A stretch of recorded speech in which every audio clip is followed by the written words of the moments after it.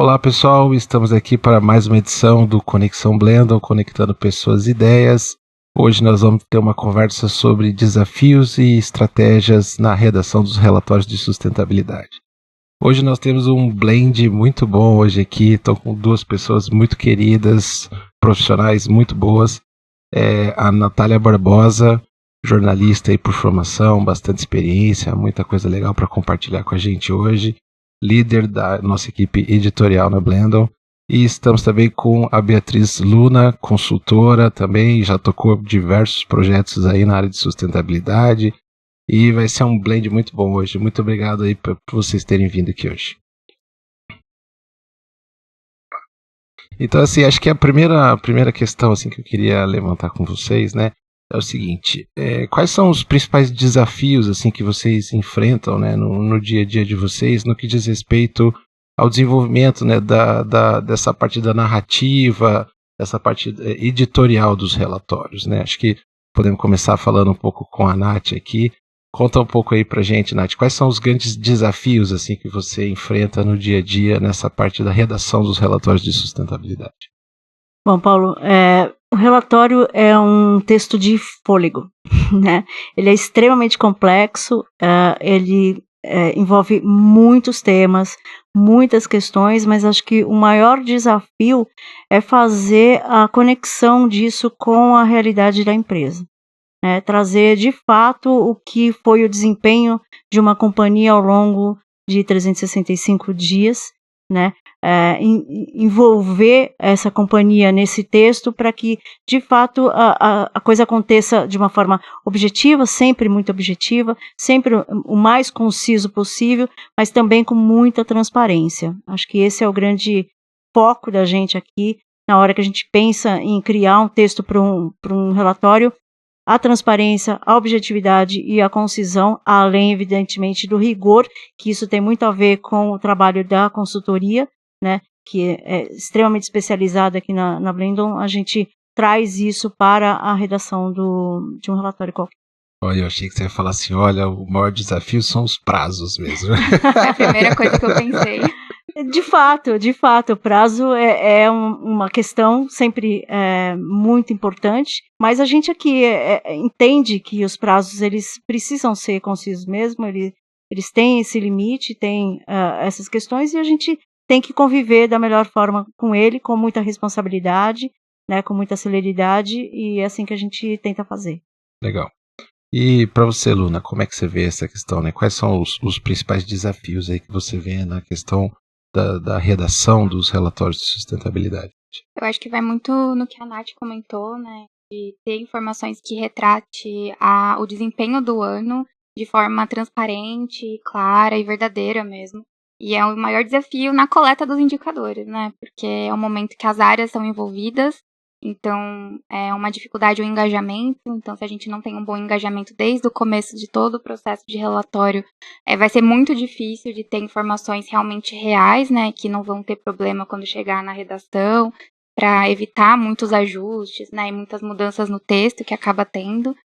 Então, acho que o maior desafio é o engajamento das áreas desde o começo.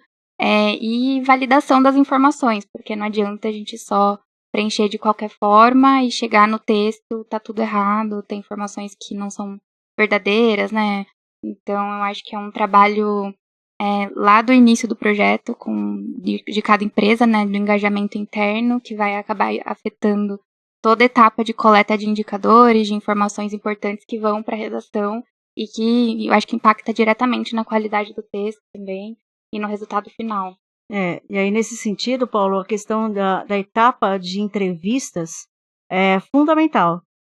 Cada vez mais eu vejo isso como fundamental, sabe? Aquilo que os diretores, né, os envolvidos na gestão, a alta direção da empresa trazem para a gente de subsídio para a redação, né?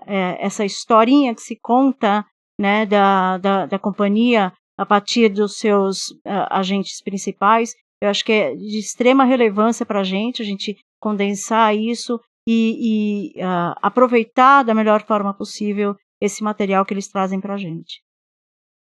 Pegando um pouco um gancho nessa questão que a Luna levantou, né, do engajamento, né, até eu queria compartilhar isso com vocês duas, né? Tanto para ter uma visão do ponto de vista da redação quanto da consultoria, né?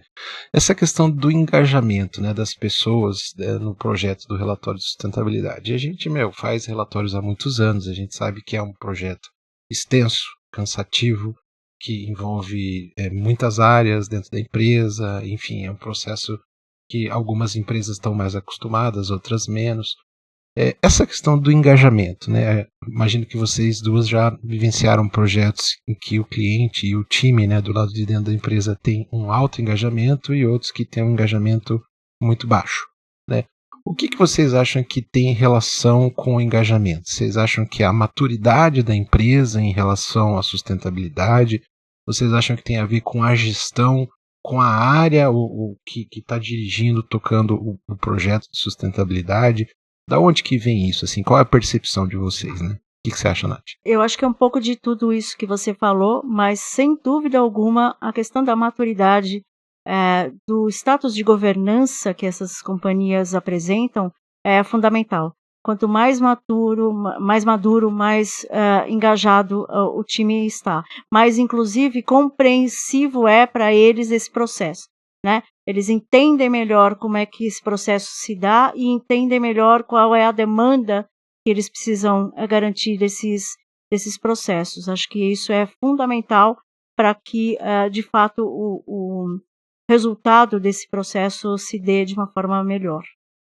Entendi.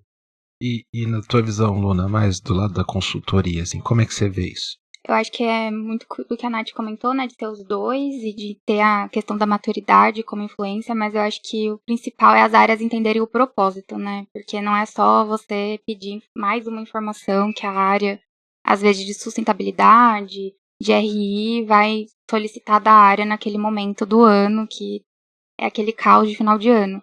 Então, eu acho que a empresa saber o propósito do porquê é importante ter o relatório, qual é o objetivo dele, né, com a elaboração desse documento, e estar envolvida desde o começo. Eu acho que a organização também da equipe que está gerindo o projeto é muito importante, porque não tem como ser tudo desorganizado, a coleta das informações não ser muito estruturada, né, a própria gestão da empresa não ser muito madura com relação a isso. Acho que além da governança ter a questão da maturidade, né, interna de governança, mas também de gerir as próprias informações acaba influenciando um pouco. Mas acho que a gente já teve experiência de clientes de primeiro ano que tem um engajamento muito bom, porque realmente entendem o propósito, né? Acha que vai ser importante para a empresa falar sobre ela, e também empresas que estão há anos fazendo relatório que também têm dificuldades, né? Acho que é a principal dificuldade, eu acho. Por exemplo, tem empresas que antes de iniciar um projeto, né, vamos dizer, nos ciclos anuais, que ela vai e reúne as pessoas, explica a importância disso, tenta difundir isso internamente na empresa, fazer com que as pessoas se mobilizem, se dediquem mais a isso, assim, tem isso acontece, isso é real? Geralmente, início de projeto, seja quando eles contratam a consultoria, né, quando a gente faz, ou seja, eles internamente têm essas reuniões de explicar o processo. Geralmente é importante ter a presença do diretor, até mesmo da alta gestão, para falar da importância, né, para mostrar o envolvimento, como o trabalho de uma pessoa que trabalha como analista vai afetar o produto final que o presidente vai aprovar, por exemplo. Então, acho que é super importante para deixar todo mundo situado e não apenas ter uma nova cobrança para a pessoa que ela precisa entregar em uma semana, né?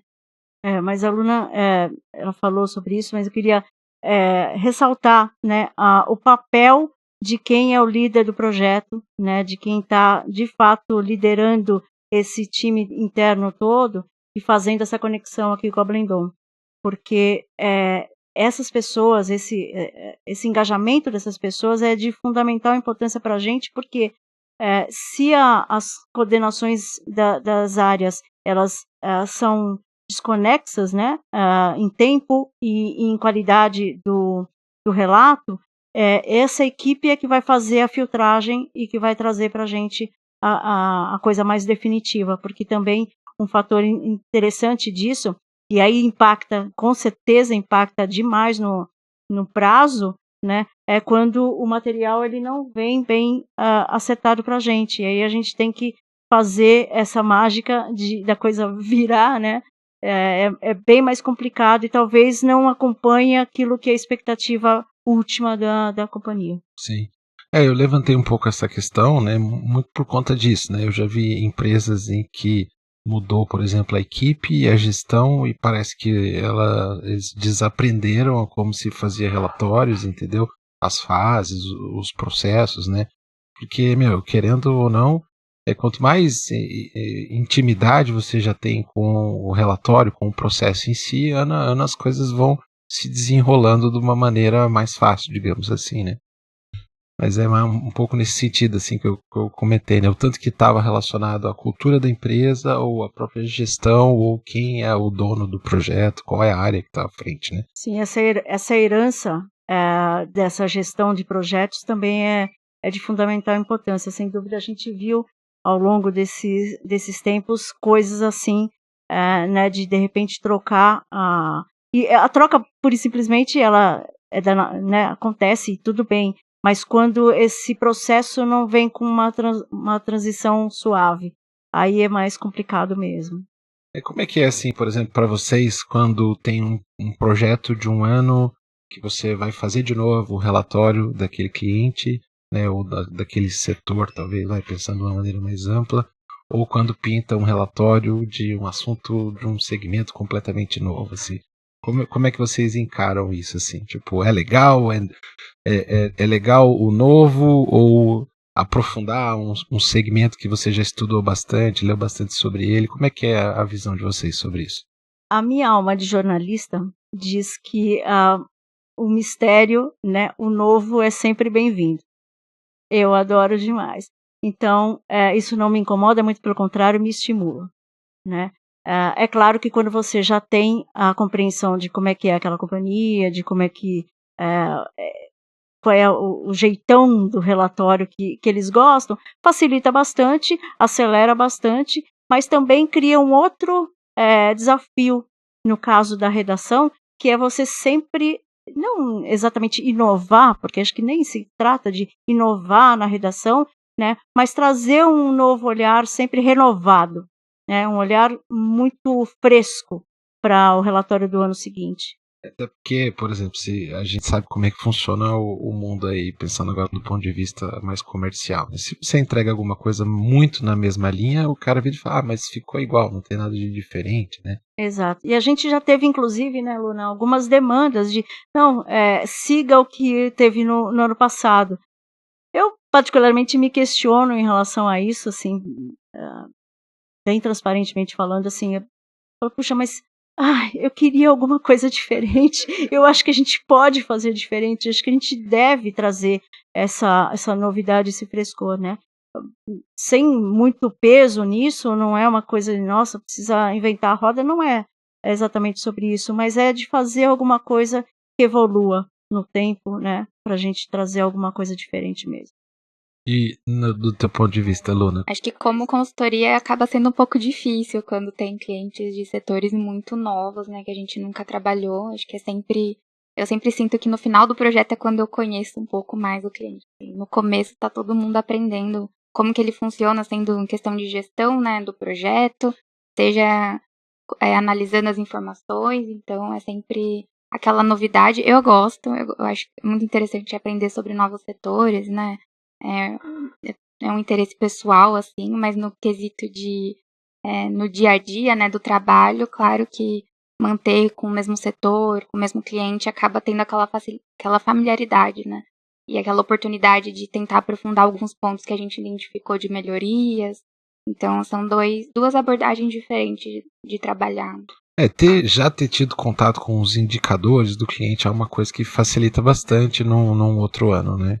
Eu acho que essa questão do pós-relatório, né, que a Luna citou aqui, que é essa a a sugestões de melhoria para os próximos anos, para o próximo ano, para o próximo ciclo, né, eu acho que isso traz para ela, essa expectativa inclusive, né, Luna, de ter alguma coisa que sempre esteja em movimento, em evolução, né. já conversei com ela, já conversei com várias pessoas aqui da Blendon, e um dos desafios para a gente, redator, é entender como o setor ele conversa, né? Qual é o jargão do setor. Acho que isso é um grande desafio para a gente, mas a gente, enfim, abraça esse desafio, corre atrás para tentar entender o melhor possível. E evidentemente que nesse quesito, de novo, as entrevistas são fundamentais, porque na entrevista, na conversa com um diretor de uma área muito específica, que a gente consegue entender melhor, consegue fazer questionamentos, inclusive, que torna a nossa compreensão um pouco mais profunda. Eu estava até resgatando um pouco aqui, acho que o primeiro relatório que eu participei foi em 2003, né? Faz um tempinho já, né? E naquela época a gente não tinha essa segmentação entre redatores e consultores, né? Cada um no seu quadrado. A pessoa que exercia o papel da redação, ela também fazia o papel da consultoria ali naquela época. Tudo bem que tinha muitas diferenças em questões de frameworks, standards e tudo mais, era uma época diferente, né? A gente falava ainda em triple bottom line, era um outro momento e tal.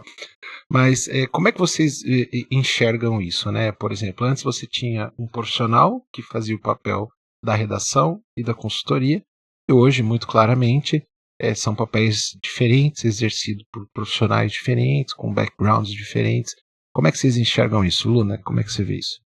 Eu nunca tive experiência, né, de trabalhar como redatora e consultora, então que eu sempre imaginei que deve ser muito difícil, né? Porque você tem que fazer toda a gestão de informação, contato com o cliente, analisar as informações, para depois fazer a redação.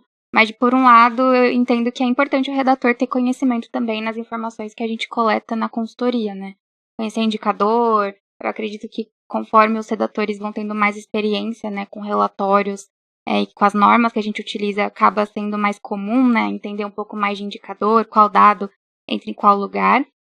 Mas aqui na experiência com a Blendon, a gente tem bem dividido, né, essas funções. O papel da consultoria em ter todo esse relacionamento com o cliente, analisando as informações diretamente, estruturando todas as informações que são necessárias para a redação, e o papel do redator, né, da equipe do editorial, de utilizar todo esse insumo para construir toda a narrativa do relatório. É claro que a gente acaba tendo um relacionamento próximo ao longo de todo o projeto, não termina a coleta e acaba nosso trabalho e começa de redação, né, ou vice-versa. Então, é importante a gente garantir que tudo que a gente coleta esteja correto e também esteja contido no texto, né? E eu acho que eu vejo que esse processo funciona bem, principalmente com essas normas que estão cada vez mais exigentes, né? Papel de asseguração. Então, eu acho que é importante ter esse formato segmentado para garantir uma aderência 100% e porque a gente consegue ser especialista nesse ponto, né, de normas, e a redação, o papel dela é de garantir um texto coeso. E aí, não sei, Nath, sua opinião. Eu, como Quero redatora. ver a visão da redatora agora. Então, eu, como redatora, não vivo sem a consultoria, tá? Ela é fundamental. Best friend. Totalmente, assim, porque é ela que traz o mármore que a gente vai esculpir, né? Sem ele, a gente não faz nada, assim. Eu não me veria, em hipótese alguma, fazendo o trabalho que a consultoria faz, né? Que é um trabalho de extrema relevância, de muito rigor, de muita atenção, de muitas horas de trabalho, né? A redação também demanda um período de dedicação absurdo, né? Com muita concentração, muito poder de edição. Acho que o redator ele precisa ter essa compreensão de que ele vai redigir, mas não é um texto dele, né? Então, ao mesmo tempo que ele pode se apegar ao texto, ele também tem que desapegar né, na curva ali para poder fazer a edição, para poder trazer essa concisão, essa objetividade e tudo mais. Consultoria é fundamental. Sem o material que eles trazem para a gente, um relatório não para em pé.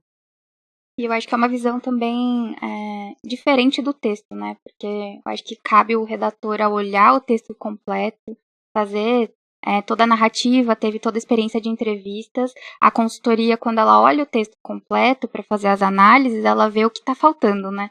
Tipo, que informação que precisa estar no texto e que, de alguma forma, acabou sendo omitida. Você já se sentiu redatora em algum momento? Antes da existência da Nath aqui, da equipe dela, foi grandes dificuldades, né? Porque a gente sabe que o texto muda, a informação que a gente coleta lá no início do projeto muda muito, chega no texto eles podem olhar, tá tudo errado, ou esse dado mudou, e às vezes chegava nas versões finais, na diagramação, às vezes precisava mudar um tópico inteiro, não apenas um parágrafo, né, um capítulo. Então, ter que escrever, sendo consultora, a gente tem um conhecimento de indicador, a gente consegue pegar um pouco ali da estrutura da entrevista, de como o texto estava, mas não tem como garantir que ficaria 100% sem o papel de uma jornalista, de uma pessoa especialista nisso, né? Então, acho que hoje a gente consegue, com esse trabalho de 2 equipes em conjunto, consegue entregar relatórios com uma qualidade bem melhor do que anteriormente. Ô, Nath, para você, assim, até onde você acha que vai o limite assim, da responsabilidade do redator no processo? Entendeu? Até onde é o limite da responsabilidade do redator e onde que começa a responsabilidade do consultor? Nesse sentido das equipes, a responsabilidade da consultoria eu acho que é mais no fornecimento das informações que precisam constar e no rigor, né, da checagem dessas informações, né? Inclusive é exatamente o que elas fazem, né? A gente entrega versões do texto para a consultoria e para a companhia e essas checagens elas são quase que permanentemente feitas ao longo do processo, né? Outra coisa que a gente faz conjuntamente é entender como é o roteiro, né, desse conteúdo, né? De que forma que ele precisa ser apresentado, encadeamento de itens e de ideias que vão constar num relatório. Então, assim, o papel do redator é seguir, a partir do momento que foi acordado isso, acertado com a companhia que vai ser dessa forma, seguir esse roteiro, preencher aquilo com esse discurso, com essa contação de história, né? E, evidentemente, atender aí, a gente um prestador de serviço mesmo para a consultoria, né? Atender a consultoria naquilo que ela indica para a gente, olha, isso aqui precisa estar e precisa estar nesse bloco, nesse local aqui. Assim, quando consultor e redator tem uma sinergia, né, legal, assim, dá para perceber que o projeto ele flui muito melhor, né? As coisas se encaixam melhor, né? Da mesma forma como quando redação e consultoria estão em polos diferentes, é muito difícil você dar, vamos dizer, um desenvolvimento legal, né, em qualquer tipo de projeto. Sim, e aí tem também a questão da maturidade da liderança, né, do projeto dentro da companhia também, porque a gente, infelizmente, a gente ainda vê muito retrabalho, né? E isso acaba virando contra, né? Acaba, ao invés de, não, precisa colocar mais isso, ou então ficou faltando aquilo na V3, na hora da diagramação, isso volta contra, porque eu sempre falo para ela que uma coisa que cada vez mais eu gostaria de ter pleno controle é justamente desse encadeamento de ideias, porque é o que a gente chama, né, de coesão textual e de coerência textual. Se a gente começa a inverter coisas, inverter ordens e tudo mais, a gente pode, sem dúvida, vai perder. E aí o texto não fica bonito como a gente gostaria que fosse apresentado no fim desse processo. Esse é até um ponto assim que eu queria também aproveitar aqui nesse momento, esse blend aqui de hoje, que é levantar essa bola para vocês, né? Como é que fica essa questão da narrativa do relatório, né? Uma narrativa, vamos pensar assim em números e narrativas, falando de uma maneira mais generalizada. Como que vocês veem isso, né? Qual é o segredo, né? Qual é o grande desafio para você conseguir construir um relatório de sustentabilidade que tenha uma narrativa equilibrada, que ela saiba que traga, né, que faça, né, conte a história daquele ano da empresa e ao mesmo tempo trazendo números e com todas as questões ainda regulatórias, como encaixar todas essas peças, né? Quais são os grandes desafios que vocês veem relacionados a isso?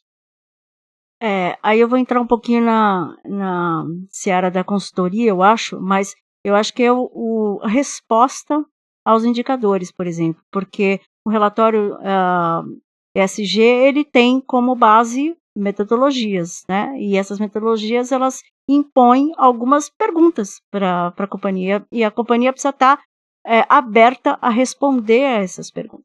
Acho que quando a companhia responde bem a esses questionamentos de um GRI, por exemplo, né, já temos meio caminho andado, né? Agora, se você tem uma dificuldade no atendimento a esses indicadores, aí a coisa começa a ficar mais difícil de você justificar coisas, né? Acho que é por aí. Eu vejo que o mundo ideal a gente teria dados quantitativos e uma narrativa que justifiquem eles, né? Mas o que a gente vê é que às vezes as empresas não dão essa abertura de explicar o dado, né? E às vezes acaba a gente deixando uma narrativa mais qualitativa, deixando os dados quantitativos um pouco ali de lado. Eu acho que a coleta dos indicadores é uma etapa fundamental porque ela vai mostrar o desempenho do ano da empresa. E vai comparar com os anos anteriores, mostrar como que foi o ano, né? Justificar se foi bom, se foi ruim ou não. E nessa etapa volta na questão do engajamento, né? Porque é importante o engajamento não só de quem vai responder, de quem vai validar essas informações, porque o que acontece com a questão de ter muito texto sendo reescrito nas etapas finais é porque não teve validação desses dados, né? Ou eles não querem trazer uma narrativa de um jeito e foi a forma que a gente recebeu, seja na entrevista, seja na coleta dos indicadores. Então, acho que precisa de um alinhamento da área que está gerindo esse projeto, de como que vai ser qual que é o objetivo do relatório, o que a gente vai querer, qual a principal mensagem. E a partir daí a gente direcionar toda a entrevista, toda a coleta de indicadores, não querendo dizer que o dado vai ser moldado de acordo com o que a empresa quer divulgar, né? Mas eu acho que traz um norte para a redação e para a coleta também. Mas eu acho que é importante sempre prezar para o equilíbrio, né? A gente vê cada vez mais relatórios só falando de coisas positivas e muitas normas agora trazem esse olhar de aspectos positivos e negativos. Então, acho que é um desafio ainda esse ponto. Não, hoje até é um lance curioso, assim, porque você não tocar em questões, vamos dizer, negativas entre aspas, né? Porque nem tudo que não tá tão bonitinho ali é necessariamente uma coisa negativa. Desafios, né? Toda empresa desafios, tem, é normal. todo mundo tem. Parece até, eu tenho até a sensação de que empresas que não conseguem tocar nesses assuntos hoje, né, elas acabam sendo, vamos dizer assim, até vistas de uma maneira pior, porque não existe um mundo onde tudo é perfeito, né? Então no seu relatório você tem que encarar tudo aquilo que você fez de bom, tudo aquilo que você tem ainda um desafio para melhorar, né? Eu acho que fica feio, né? Porque se uma empresa de um setor fala que só teve pontos positivos no ano e a outra do outro divulgou que foi difícil, não é possível que foi difícil só para uma empresa do setor, né? E eu acho que a gente acaba lendo muitos relatórios, né, nessa etapa Sim, dos pares, né? de pares, fazendo Sim. muito benchmark. E dá para notar quando a empresa é um pouco omissa, né, com relação a aspectos. Eu acho que dificuldade de falar que foi difícil o ano. E onde que foi difícil, né? Mas é ainda um desafio. A gente, às vezes, enfrenta muitos embates com isso, né? Tipo, essa informação vai tirar, não vai, como que vai falar? Porque tem uma influência grande também das pessoas que estão envolvidas. Vamos lá, vamos pensar conjuntamente aqui, né? A empresa é uma entidade abstrata, digamos assim. No fim das contas, a empresa é um conjunto de pessoas. E aquelas pessoas que estão envolvidas ali diretamente no processo de construção do relato, muitas vezes é o poder de decisão daquela pessoa que vai direcionar, que vai dar o toque ali no que vai entrar, o que não vai entrar, né? Sim. Por isso que essas normas acabam sendo importantes, né? Porque tem vários princípios de elaboração do relatório e do equilíbrio, acho que é um dos principais, assim. Então, se a gente não consegue falar de de pontos positivos e negativos, o usuário que vai ler o relatório pode ter suas dúvidas, né? E pode ficar feio com relação a prejudicar a imagem da empresa, né? Até porque os impactos negativos, na verdade, eles não precisam ser reais, né? Eles podem ser absolutamente imaginários. Eu vejo que aquilo possa vir a acontecer potencialmente, né? Mas Você não. fala em risco, né? Exatamente. E aí eu acho que tem uma dificuldade, muitas vezes, das empresas admitirem que correm esse risco, o que é absolutamente natural de qualquer setor, de qualquer segmento, né, econômico, enfim, você ter um impacto, né, você ter potenciais impactos que possam, de fato, afetar o seu negócio. E quanto mais você entende que existem esses impactos negativos, mesmo que potenciais, e você, de alguma forma, atua para mitigar ou para afastar esses impactos, quanto mais maturo você é mesmo e mais bem-sucedido vai ser. Eu acho que para além da própria narrativa, né? Se você pegar, olhar para gestão mesmo, né? Uma boa gestão, ela vai com certeza olhar para todos os pontos positivos e para todos os pontos de risco, ou os pontos que podem trazer ali alguma atenção maior e não ignorá-los, né? Pô, você tem que encarar aquilo de frente, né? É muito melhor você falar assim, tem um problema X e eu vou tratar ele da seguinte forma, do que você simplesmente falar que esse problema não existe, né? Ou fingir que ele não existe, né? Não, legal. E assim, esse ponto que você levantou, Luna, dos indicadores, das questões que vem mudando, né, nos últimos anos e tal, isso tem impactado muito na redação também, né, Nath? Se você olhar, pegar um relatório, pegar um relatório anual, né, que de 20 anos atrás, e você olhar para ele tinha poucos números. Ele era muito mais uma história contada, né, que, enfim, como você não tem uma obrigatoriedade de tratar um assunto de uma maneira X, Y, Z, você conta a história lá, floreia ela. Isso era muito recorrente, né, há algumas décadas atrás. E hoje é muito claro, né, o relatório ele tem que ser muito bem costurado na questão dos números, né? Que impacto que isso trouxe para a redação, na tua visão, como uma pessoa que está aí diretamente relacionada à parte editorial? Existe sempre uma disputa narrativa nesse sentido, né? E a gente tenta, ao máximo possível, afastar o risco do autoelogio, né? O autoelogio acho que é o grande vilão dessa coisa toda, e aquilo que de fato não traz o que é a geração de valor ou o problema da companhia, né? Então, quanto mais a gente, de novo, redundantemente falar, trouxer a transparência das coisas que aconteceram, de fato pensar que aquilo é um relato, né? O ano foi bom, mas a gente teve que enfrentar desafios. Quais foram esses desafios e de que forma eles foram enfrentados? O que a gente tinha de meta e o que a gente alcançou, né? A gente alcançou a meta cheia ou não? A gente ficou aquém daquilo? Ou, puxa, a gente superou, que legal, né? Isso tudo, eu acho que o desafio é isso, de trazer para o relato exatamente essa questão, né, de como o desempenho de fato e de direito se deu ao longo daquele ciclo todo. Legal. Tem uma coisa que sempre fica na minha cabeça, assim, né, de muitos anos nesse contexto, né, dos relatórios e tal. E uma coisa que eu sempre me questionei, né, a companhia, ela faz o relatório para quem, né? Então, se você for olhar ali, né, abrir o leque ali de stakeholders, né, todas as partes envolvidas e tal, eu sempre me auto-questionei, né, tipo, eu tô envolvido na produção de um relatório, mas quem vai consumir esse conteúdo, né?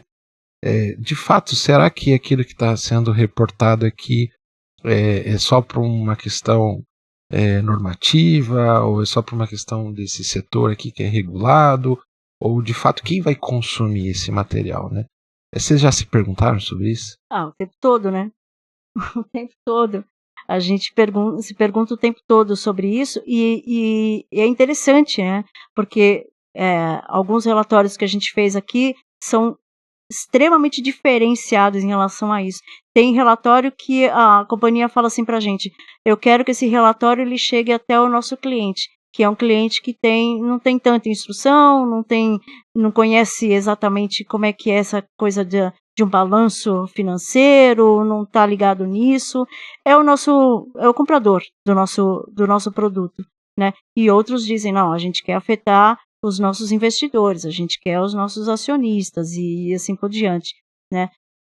Outros dizem: não, a gente quer que todo mundo veja esse relatório, que é um outro Nossa, eu acho fator isso de mais complicação. difícil. Não, porque como é que você vai, sei lá, Exatamente. se você pegar e extrair um capítulo do relatório de sustentabilidade, cara, tem coisas ali técnicas, coisas que vai ser muito difícil de uma pessoa, vamos dizer, que não esteja tão próxima desse contexto entender, né? Como é que você enxerga isso aí, Luna? Eu acho que as empresas precisam pensar um pouco, assim, qual que é o foco do relatório, né? Acho que agora, com muitas normativas, né, acaba direcionando um pouco mais qual é o objetivo final do relatório, qual que é o leitor final, mas quando tem esse ponto que a Nath trouxe, que é o objetivo final é todo mundo, é cliente, comunidade, investidor, acaba sendo difícil, né? Porque É quase uma missão impossível, não, né? cada um vai ter um foco diferente na hora de ler o relatório. Às vezes, relatórios muito extensos não vai atingir o público que eles vão querer. Então, eu acho que quanto fica mais fácil conduzir o relatório, conduzir as etapas de escrita e verificação das informações quando tem isso claro. Eu acho que um ponto é que hoje tem muitas normas, então o conteúdo acaba ficando extenso porque tem muitas informações para conter. Cada vez mais técnico e os relatórios acabam sendo utilizados muito por agências de ratings também, né, que buscam informações públicas das empresas nesses documentos. Então, acaba sendo assim um inventário da empresa do ano inteiro sobre a gestão, sobre tudo, num documento só. Não, teve até uma outra conversa que a gente teve, eu não me lembro quem tava aí, então eu falei, vou botar uma pimentinha aqui nessa conversa. Eu falei: você não acha que o relatório de sustentabilidade é meio que uma bolha ESG que as pessoas escrevem para os seus próprios colegas consumirem aquele conteúdo, né? Mas enfim, foi meio pauleira.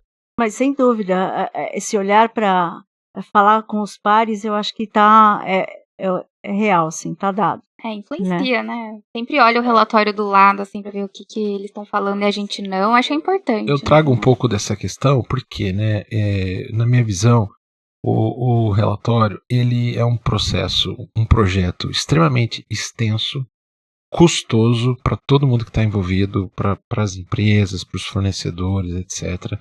Ele é muito rico do ponto de vista não só da narrativa, mas dos números, né, todos os dados que tem ali. E eu acho que no final das contas, o resultado final ele é subaproveitado. Por quê? Se divulga muito pouco o projeto.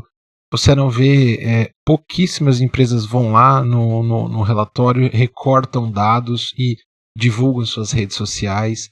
É um projeto extremamente caro e subaproveitado. Estou falando uma opinião muito pessoal minha. Concordo plenamente, e eu ia dizer, inclusive, que assim, nesse ciclo que a gente está vivendo agora, eu tenho visto uma pulverização maior de produtos ou subprodutos dos relatórios. Então, a gente já tinha bastante aqui a criação de um hot site, por exemplo, né, a criação de um videozinho curto de divulgação, de peças para as redes sociais, né?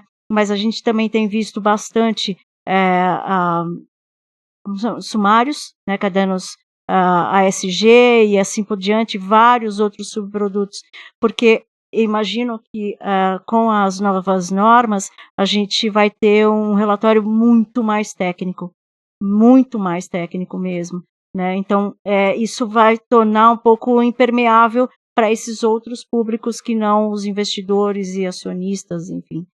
Então eu acredito que a tendência que eu vejo é essa pulverização em subprodutos que aí sim possam atingir públicos diferenciados, né? Quando você fala em subprodutos, vamos dizer assim, alguma outra peça de comunicação que tem uma adaptação do conteúdo para um determinado público. Um sumário executivo, por exemplo.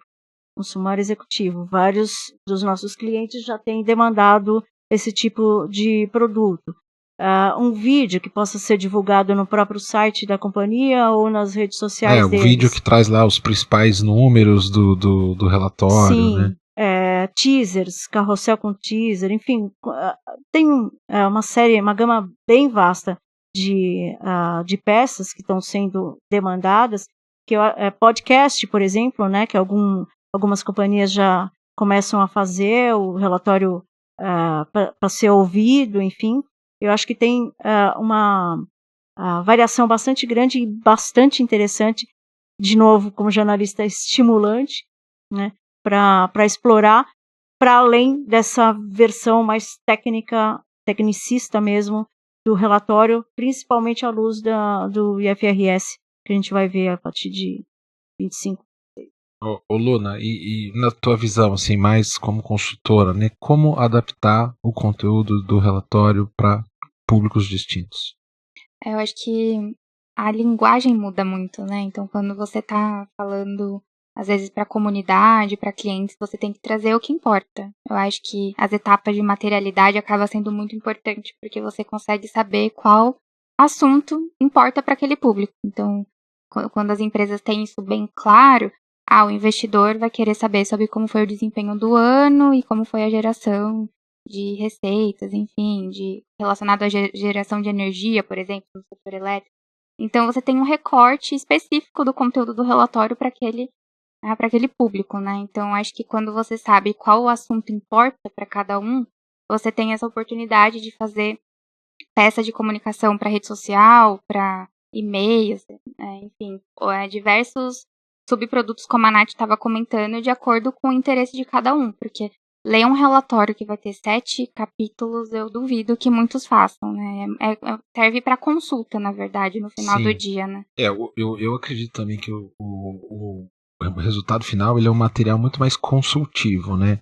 Mas eu vi pouquíssimas empresas, pouquíssimas companhias que exploraram um pouco mais o relatório de formas diferentes, né? Vi uma ou outra, principalmente de varejo, mas que tem um interesse ali também dessa questão, né, de se mostrar mais sustentável e tal, mas tirando ali poucos exemplos do mercado, eu acho que as empresas ainda subutilizam o resultado final de um projeto que é longo, custoso, né, e envolve um monte de demanda muito gente. trabalho e às vezes até as pessoas que são envolvidas, né, o próprio time que é envolvido não vê o resultado dele, porque às vezes nem chega nele o produto.